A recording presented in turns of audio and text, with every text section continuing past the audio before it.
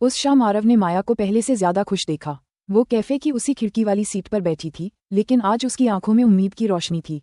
वो बच्चों के बारे में बातें कर रही थी, उनके चेहरों पर आई मुस्कान के बारे में, जैसे किसी ने उसके अंदर की थकान छीन ली हो। पता है आरव, माया ने कहा, कभी कभी लगता है कि जैसे कोई ऊपर से सब देख रहा है। जब बिल्कुल आखिरी उम्मीद भी खत्म हो जाती है, तभी कहीं से कोई दरवाज़ा खुलता है। आरव ने उसकी बातों को ध्यान से सुना।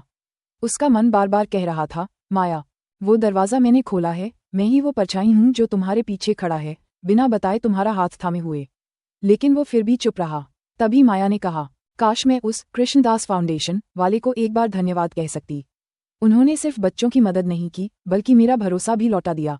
आरव ने मुस्कुरा कर कहा, कभी कभी धन्यवाद सिर्फ मुस्कुराहट से भी दिया जा सकता है, और शायद वो कहीं पास ही हो, बस पहचान से दूर।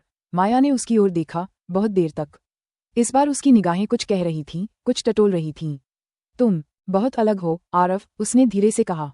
तुम्हारी बातों में हमेशा कोई परत छिपी होती है। तुम्हारा मुस्कुराना भी जैसे कोई रहस्य बयां करता है।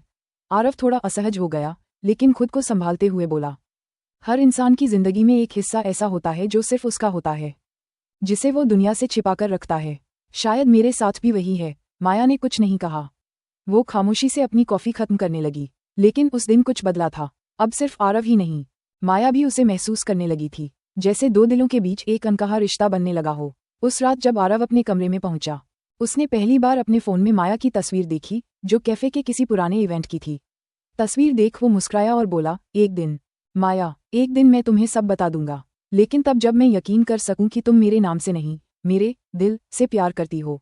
अगर आपको ये कहानी पसंद आई तो इस एपिसोड को लाइक करें, और अगर आप इस कहानी का अगला एपिसोड सुनना चाहते हैं तो हमारे चैनल को सब्सक्राइब करें और अगले एपिसोड का अपडेट पाने के लिए बेल आइकन दबाएं।